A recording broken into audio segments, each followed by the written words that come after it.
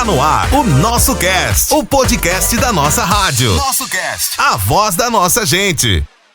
Olá, bem-vindos a mais um episódio do nosso cast Por Elas. Hoje vamos falar sobre um tema difícil, mas extremamente necessário, o feminicídio. Todos os dias, mulheres têm suas vidas interrompidas, simplesmente por serem mulheres. Por trás de cada número existe uma história, uma família, sonhos e futuros que foram tirados de forma brutal. Falar sobre feminicídio não é apenas discutir estatísticas, é dar voz a quem muitas vezes foi silenciada. É reconhecer sinais, compreender a realidade e buscar caminhos para mudar essa história. Para nos ajudar a entender melhor esse problema e discutir como podemos enfrentá-los, hoje vamos conversar com o capitão Marcelo da Brigada Militar e a senhora Leila, diretora do Departamento da Mulher de Horizontina, que trazem as suas experiências e visão sobre o combate à violência contra a mulher. Esse episódio é um convite à reflexão, à informação e principalmente a conscientização. Bem-vindos, Marcelo e Leila. Para darmos início, existem algum sinal ou padrão de comportamento que indicam que uma mulher está em risco dentro de um relacionamento? E quais os tipos de violência previstos na Lei Maria da Penha? Boa tarde, Ana. Boa tarde também a colega Leila, está à frente do Departamento da Mulher do município de Horizontina, e também a toda a audiência da nossa rádio. Nós temos previsto na legislação, nós temos a violência física, psicológica, moral, patrimonial e sexual. E quanto a algum alerta, algum tipo de padrão, nós podemos identificar no relacionamento. Por exemplo, controle das ações, né, da mulher, por exemplo, não deixa a mulher sair em tal horário, não deixa utilizar específico tipo de roupa, né? E isso ele vai evoluindo, né, no relacionamento e pode ser perceptível. Também que questão do afastamento dos familiares muitas vezes, e às vezes começa uma pequena ação e vai ganhando maiores proporções. Boa tarde, Ana. Boa tarde, Capitão Neis. É um prazer revê-lo, né? Já fomos colegas de brigada. E boa tarde aos ouvintes, então, da 95.7. Conforme o assunto que estamos falando violência doméstica, é um assunto que estamos falando há vários dias, né? Em todas as mídias. E nunca se falou tanto a respeito desse assunto como estamos tratando agora, principalmente no nosso estado. Mas também serve de alerta que nunca se teve tantos casos de feminicídio como registrado nos últimos tempos. Então nós estamos hoje, passamos um pouquinho da metade de março e contamos com 23 feminicídios já no estado do Rio Grande do Sul. Então isso é um número muito alto para nosso estado, né? E nós, como um todo, trabalhamos também as políticas públicas para as mulheres. Trabalhamos a forma de denúncia, a forma de proteção. Trabalhamos também com meninos, né? Trazendo a informação. Esse é o trabalho, então, do departamento, através da Prefeitura Municipal. Tem uma grande preocupação quanto ao alto índice dos registros de violência contra a mulher. Que bacana. Muitos casos de feminicídio têm histórico de violência doméstica. O que faz com que essas situações evoluam para um nível extremo? A convivência, né? Esse é um dos fatores principais, né? A violência física, né? E o ápice da violência doméstica, que é o feminicídio, ele nunca acontece numa única forma, numa única vez. Então, toda a violência, ela tem um ciclo, né? E ela inicia pela violência psicológica, que é a mais frequente e a mais difícil de ser detectada, porque ela está inserida num contexto diário. Então, muitas mulheres, elas nem se dão conta de que aquilo é uma forma de violência, porque elas acreditam que violência mesmo é só aquela violência física, que elas não conheçam, né? Não podemos atribuir o desconhecimento, mas a própria interpretação da violência que elas sofrem. Então, no entendimento da grande parte de nossas mulheres, elas levam em consideração que violência é realmente aquela física, é um hematoma, um soco, né? E a gente sabe que não, que a violência, ela inicia lá com a violência psicológica. E essa realmente é a mais difícil de ser detectada. A psicológica é mais complicado, né? Pra te trabalhar depois. A física, tu cura, né? Mas a emocional, às vezes, é pior. pior. Com certeza, emocional. E ela vem evoluindo, então, Ana, né? Ela inicia lá com a psicológica, né? E aí ela vem vindo ali pra moral, pra patrimonial, pra sexual, né? E a física, com certeza, vai ser o último, né? Ali a última violência já sofrida pela mulher e que muitas vezes ela, até então, ela não se deu conta de outros tipos de violência que vinha sofrendo. E aí culmina aí no ápice, que é o feminicídio em muitas situações, infelizmente. É interessante essa informação, né? Que muita gente, então, conhece como o machucar, o bater, né? Como uma violência doméstica, mas não é só isso. Como se diz, a última parte do que acontece na violência doméstica. Com a criação da Maria da Penha, a lei, né, ela trouxe consigo esses 5 tipos de violência, então a gente precisa considerá-los também, né? Que até então considerava a lesão corporal como isso, né, como uma violência. E a partir de 2007, que foi criada isso, né, Capitão, a lei, então a gente vem trabalhando esses outros tipos de violência. Recém estamos engatinhando com essa lei, na verdade, né? Mas ela já tem um avanço, um grande processo já de evolução diante das ocorrências com relação às mulheres. E o departamento, ele vem trabalhando essa forma de fazer com que as mulheres entendam e reconheçam o que é violência, né? Que não é só a física. E claro, existem tratamentos, né? A gente tem uma rede de apoio muito bem formada no município que trabalha sobre isso. Tem o CRAS, que faz todo o pré-atendimento, né? A prevenção. Nós temos o CREAS, que faz o tratamento, né? Os atendimentos psicológicos. Nós temos a rede da saúde, que faz o atendimento caso necessário for, né? Então nós temos uma rede que trabalha o pós. Infelizmente a gente não consegue atender o antes, né? A prevenção como um todo, que também é nosso dever. Mas a gente tem essa rede formada, então as mulheres, eu sempre falo que quem é vítima, né? E quiser, não precisa chegar ao ponto da violência física para procurar ajuda, né? Então ela pode procurar essas redes que eu falei e todo mundo vai estar de portas abertas para atender. Que legal.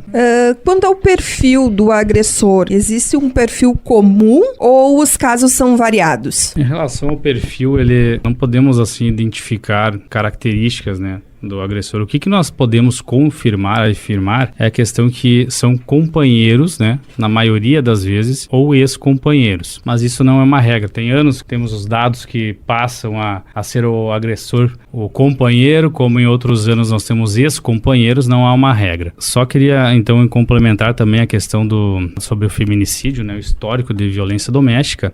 Como eu inicialmente falei, às vezes começa com pequenos controles sociais, né, que não deixa a mulher usar tipo de roupa, né, para ir em algum evento, controla as saídas de casa, não deixa a mulher sair de casa, e isso aí vai tudo numa progressiva, né? Então o agressor, ele vai entendendo que pode fazer esses comportamentos, né, e até que chega no momento, então, que infelizmente nós temos o evento trágico, que é o feminicídio. O que eu poderia também contribuir é que, a título de conhecimento, no feminicídio no ano de 2025, 95% dos casos não havia uma medida protetiva vigente. E 75% desses casos também não havia um registro anterior de ocorrência. Por isso que é muito importante as vítimas se identificarem nessa situação de violência e procurarem as instituições, né, para fazer esse registro, né, e deixar registrado esses fatos.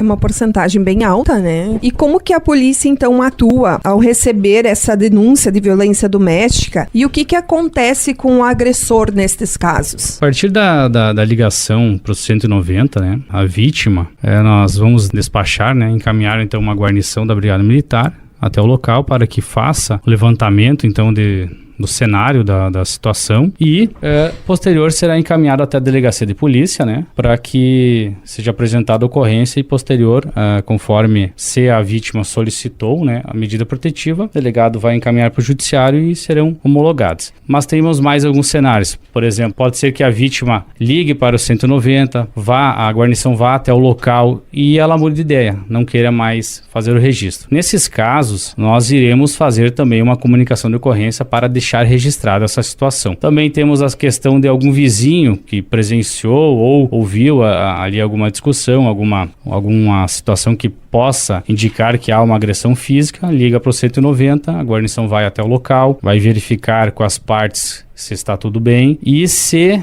não houver, por exemplo, por parte da vítima um desejo de representar, iremos igual fazer uma comunicação de ocorrência para deixar registrado. Brigada Militar, então, de qualquer forma, faz o registro dessa ocorrência, sendo de vizinho ou da própria vítima, né? Isso, diante da comunicação, da situação que possa envolver a violência contra a mulher, de igual forma, querendo fazer o registro, né, ou não, será documentado isso para deixar registrado. Complementando, então, Ana, sobre o perfil do agressor, né? As causas das agressões, elas são estruturais, a gente sabe disso, né? Históricas e culturais em nosso meio. Mas, normalmente, é o companheiro ou o ex-companheiro, então, né? Marido, ex-marido, namorado, ex-namorado, então, que comete o feminicídio. Por exemplo, do ano passado, então, nós temos os dados de janeiro a dezembro de 2025, 16 casos de feminicídios foram cometidos pelo ex-companheiro. E pelo companheiro foram 54. Então, nossa, é um número muito alto, né? Exatamente. Por filho foram 3, padrasto, genro, enteado, então fica aí na base de 1. Mas o que chama mesmo a atenção é o companheiro,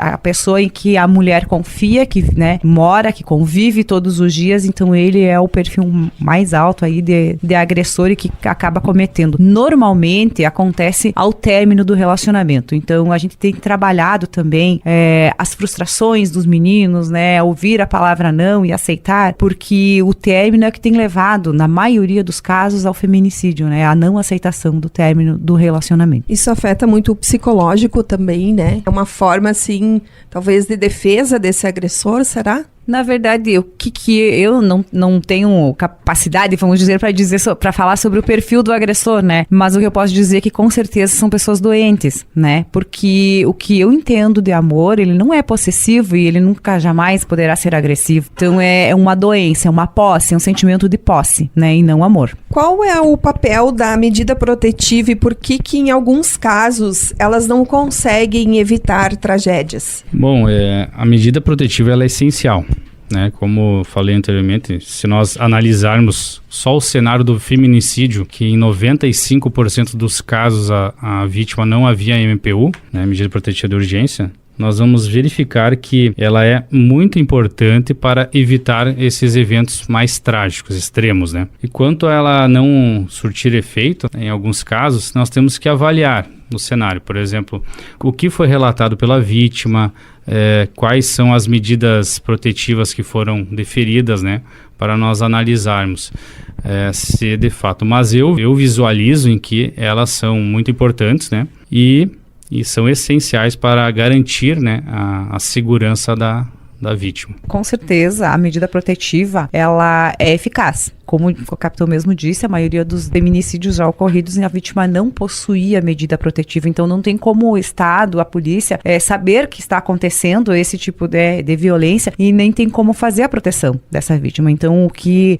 a Brigada Militar orienta, né, capitão, e o que o Poder Público Municipal orienta também, é que as vítimas façam o registro, né, e solicitem, caso necessário for, as medidas protetivas de urgência. Que isso traz ao conhecimento do Poder Judiciário também os fatos acontecidos, né, para que se possa, a comunidade como um todo, fazer essa proteção à vítima. E quais que são as maiores dificuldades enfrentadas pela polícia e pelas autoridades no combate à violência contra a mulher e ao feminicídio? Eu identifico que o maior problema que nós temos hoje é na vítima identificar o cenário de violência, dela se identificar como a vítima, porque muitas situações que nós podemos atender a ocorrência e talvez do deslocamento do local do fato até a delegacia de polícia, a mulher mudar de ideia. Às vezes ela quer no local, quando chega a guarnição, ela quer fazer o registro, ela se identifica naquele momento, mas no decorrer ali do deslocamento, muitas vezes ela muda de ideia. Também temos algumas situações em que nós vamos atender a ocorrência e temos 1, 2, 3 ocorrências com a mesma vítima, com o mesmo agressor. Já foi deferido em momentos anteriores medidas protetivas e por algum motivo ela busca o judiciário para informar que não quer mais as medidas protetivas. Então, eu visualizo como um dos maiores problemas hoje seria a própria conscientização, essa identificação do cenário de violência. Porque se nós analisarmos hoje violência física, psicológica, moral, patrimonial, sexual, muitas talvez não tenham esse conhecimento de que fazer um financiamento, marido fazer um financiamento em nome da mulher, não pagar o financiamento também pode ser uma forma de violência contra a mulher. Então tem vários tipos de violência que às vezes ela não tem conhecimento. e ela não se identifica como vítima. Então essa, na minha visão, seria um maior problema hoje que nós temos, né? Na verdade, então, a violência física é a mais conhecida entre as mulheres, né? As demais, elas não têm tanto esse conhecimento no que poderia acontecer a um feminicídio futuro. Exatamente. Quando chega o feminicídio, possivelmente em todos os casos a violência física já ocorreu, mas os outros tipos de violências também já ocorreram, né? Então, uma outra dificuldade que eu vejo, assim, é a nossa sociedade. E hoje nós vivemos ainda, infelizmente, por mais de todo o progresso e todas as conquistas que as mulheres já tiveram, né? Nós vivemos numa sociedade cultural machista. Então, muitas vezes o que nós vemos numa ocorrência, por exemplo, né, de atendimento, é em que os vizinhos, eles não chamam a polícia, eles veem o fato, muitas pessoas presenciam e ninguém se importa, ninguém toma uma iniciativa, né, de socorrer, ninguém quer se envolver, exatamente. E aí vem aquele ditado, né, que vem lá da nossa infância, né, que em briga de marido e mulher não se mete a colher. E hoje a gente diz que a gente mete sim, porque muitas mulheres, elas estão sofrendo essa violência e não é de agora. Então, elas nem têm consciência, como o capitão mesmo disse, né, a falta de consciência de que aquilo é uma violência, ou por muito medo, por vergonha, por represárias, ou até medo pela condição financeira, né? Hoje, grande parte das mulheres trabalham fora, mas nem todas têm condições de se sustentar, né? Ou têm medo disso, de enfrentar o mercado de trabalho com filhos, né? E a maior situação é, assim, a vergonha da sociedade, né? O que a sociedade vai dizer e vão pensar, né? Ao mesmo tempo em que a gente encoraja as mulheres a tomar uma decisão e de que ficar sofrendo agressões físicas ou verbais, né? Psicológicas, enfim, né? É muito pior, porque eu falo assim que elas estão ensinando as suas filhas a como deve ser, né? O que tolerar. E os pais agressores, eles ensinam seus filhos como, né? Tratar uma mulher. Então, a gente precisa, como sociedade, também participar desse combate à violência. Com certeza. Muitas das vítimas, então, elas têm medo de denunciar. E qual que seria esse perfil em comum, assim, das vítimas? E quais são as formas seguras de uma vítima procurar ajuda? E qual a importância dessa denúncia precoce? Em relação ao perfil de vítima, nós temos que também levar em consideração que nós temos o que os dados estatísticos apresentam, mas nós temos que levar em consideração que nós temos cifras ocultas, né? Porque nós temos, por exemplo, dependência financeira do agressor, é um fator relevante, porque muitas mulheres às vezes são vítimas de violência contra a mulher, elas têm condições de buscar outro local para morar e simplesmente não fazem o registro, porque elas têm condições financeiras.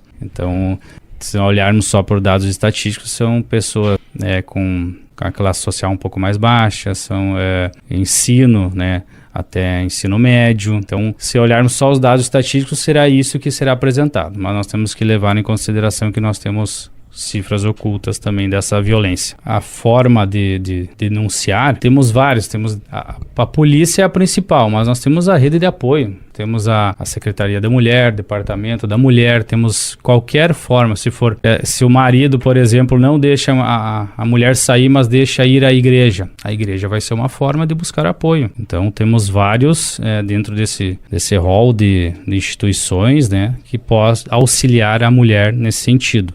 Nós informamos que em qualquer local é local para ela pedir ajuda, né? E que as pessoas assim o façam. Chamam a brigada, né? Nós temos os telefones também. Hoje nós temos a Escuta Lilás, que é um telefone a nível de estado, 0800 541 0803. É a Escuta Lilás, né? E onde vai ter um suporte psicossocial, jurídico, né? E informações também sobre rede de apoio. É um dos números em que as mulheres podem ligar. Elas podem procurar a brigada, elas podem procurar a Polícia Civil, podem procurar o posto de saúde, as agentes comunitárias de saúde que vão fazer o devido encaminhamento, o CRAS, né, o CREAS. Então, qualquer ponto de atendimento público, né, seja ele do estado ou do governo municipal, o devido encaminhamento será dado, o hospital, enfim, né. Nós temos situações, né, capitão, em que as mulheres ligam para a brigada e solicitam uma pizza, né, porque elas estão em cárcere e elas não conseguem dizer, olha, estou sofrendo violência, vem aqui me acudir, me ajudar, né. Então, elas fazem uma fala diferente, e aí o atendente lá do 190, ele tem esse tino, vamos dizer assim, para perceber, né, que ela está pedindo, que é um pedido de socorro. Então, nós temos vários canais, né, já formados formalizados de pedido de ajuda, e assim a gente diz que qualquer situação, em qualquer local, elas podem pedir ajuda, né? As pessoas com certeza vão saber para quem ligar ou para como fazer o devido encaminhamento. Só em complementação também, em questão de canal de comunicação, eu quero deixar aqui, além do 190, que é conhecido de todos, eu quero deixar aqui também um telefone que será atendido aqui na sala de operações de Horizontina, e serve para toda a região aqui, Dr. Maurício Cardoso, Tucunduva, Novo Machado também, que é o 984 42 9003, e também eu quero deixar aqui o telefone da sala da Brigada Militar de Santa Rosa, né, que também ela pode atender esse chamado e também fazer o acionamento de uma viatura, que é o 999 50 0190. É importante salvar esses contatos, né? Nunca acontece comigo, mas a gente nunca sabe o dia de amanhã. Então, tu tendo esses contatos é uma forma de tu conseguir buscar uma ajuda futuramente. Exatamente. Quem tem qualquer dificuldade, né, em gravar ou lembrar isso, é só pesquisar no Google, né?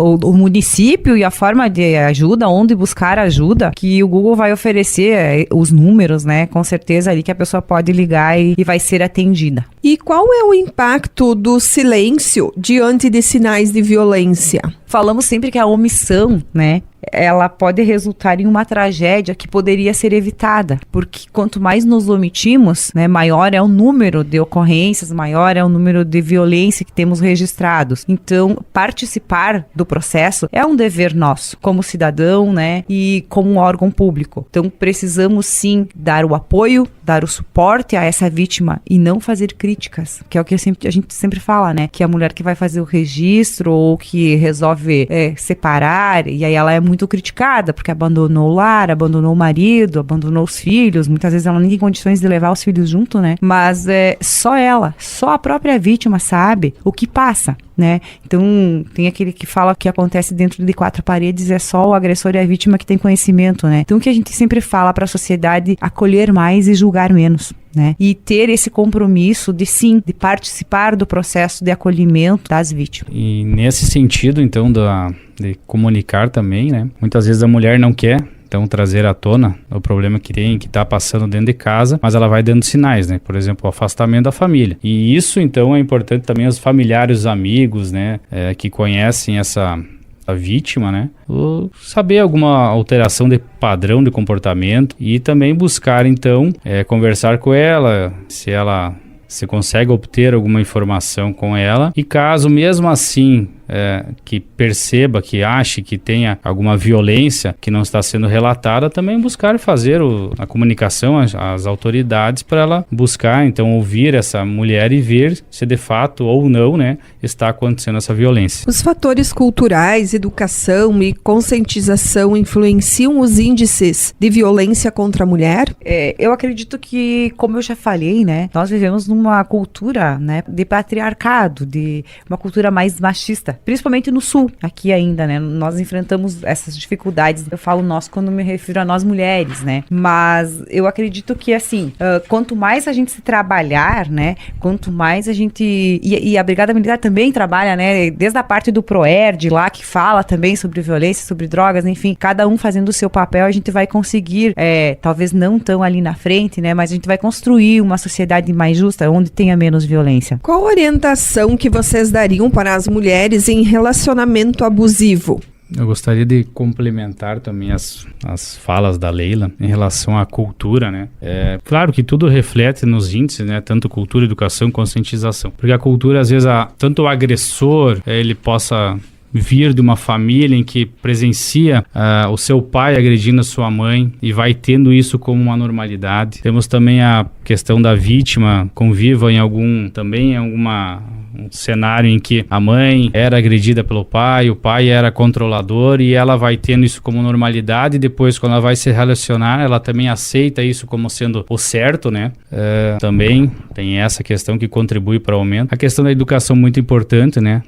Tanto da escola, passando as orientações, temos também o PROERD, que é muito importante também, que ele é relacionado à violência, ao uso de drogas, e o último, que é o mais importante também, que é a conscientização, como nós já falamos antes, que é a mulher participar de palestras, saber que há todos esses tipos de violência, não há só violência física, e ela se identificar nesse cenário de violência. Nós temos, por exemplo, o Agosto Lilás, que é um mês, né, de campanha de conscientização, então que ajuda a dar visibilidade a esse tema, né? Encorajar as vítimas a romper o silêncio, né? A participar da denúncia, a ter a coragem de denunciar. Então, o Agosto Lilás, ele é um mês que é dedicado a essa campanha, né? A essa conscientização, que tem sido trabalhado também, né? Nós temos aqui o projeto Não é Não, que trabalha nas escolas, então também vem reforçando o empoderamento, né, das mulheres e o respeito para com elas, né? Então, como mensagem final, eu gostaria de dizer para essa mulher que está passando por esse cenário de violência, que ela busque auxílio das autoridades, busque auxílio da Secretaria da Mulher, para vencer esse ciclo de violência. Nós temos que, quanto antes, né, nós buscarmos os meios, mais cedo, melhor, né, será um cenário mais favorável para que possamos evitar uma situação extrema. Então, busque conhecimento, busque ajuda para que esse ciclo não se renove, não seja feito 1, 2, 3 registros, né, e quem sabe termine numa situação mais trágica, né? Na verdade, ela buscando essa ajuda, esse apoio, né? Ela vai ter toda uma rede de apoio a ela, né? E também é importante mencionar aqui que nós temos, a Brigada Militar tem em alguns locais a Patrulha Maria da Penha, que ela trabalha tanto no atendimento da ocorrência como na fiscalização das medidas de proteção de urgência. Podemos dizer que quase são psicólogos, né? Porque eles ouvem todas as questões que são relatadas por essa vítima. Ela tenta também auxiliar nas questões de encaminhamentos, né? Se ela precisa de algum local para permanecer, que ela não está se sentindo segura. Então, o trabalho da Patrulha Maria da Penha, ela trabalha desde o atendimento da ocorrência até no pós-crime. E também, em algumas cidades, alguns locais que não há a patrulha especificamente, nós temos policiais treinados, preparados para dar todo esse suporte para as vítimas, né? E fazer esse atendimento qualificado. E a minha mensagem, então, para as mulheres que se encontram em um relacionamento abusivo ou de violência, né? De que ela não é culpada. Então, mulher, a culpa não é sua e você não está sozinha. Nós temos uma rede muito grande de proteção e nós queremos sim que você faça a denúncia, né? Que você esteja atenta ao descontrole, ao desrespeito da sua pessoa. E que seja uma vigilância constante, né? Não só da Brigada Militar, não só do Poder Público Municipal, mas como de uma sociedade num todo. E aí sim nós poderemos ter uma responsabilidade compartilhada que também não deixa de ser o nosso dever. Chegamos ao final do nosso episódio, mas a conversa sobre o feminicídio não termina aqui. Cada informação compartilhada, cada denúncia realizada e cada atitude de apoio pode fazer a diferença na vida de uma mulher. O silêncio muitas vezes protege o agressor, mas a informação e a coragem podem salvar vidas. Agradecemos imensamente a presença do capitão da Brigada Militar, Marcelo, e a senhora Leila, representando o Departamento da Mulher, por compartilhar suas experiências e ajudar a trazer à luz a um tema tão importante. Se você ou alguém que você conhece está passando por uma situação de violência, procure ajuda. No Brasil, existe a Central de Atendimento à Mulher, pelo número 180, que oferece orientação e apoio. Obrigada por ouvir, refletir e fazer parte desta conversa, porque falar sobre isso é um passo essencial para construir uma sociedade mais segura e justa para todas as mulheres. Você ouviu o Nosso Cast, o podcast da nossa rádio. Siga acompanhando a gente também no rádio e nas redes sociais.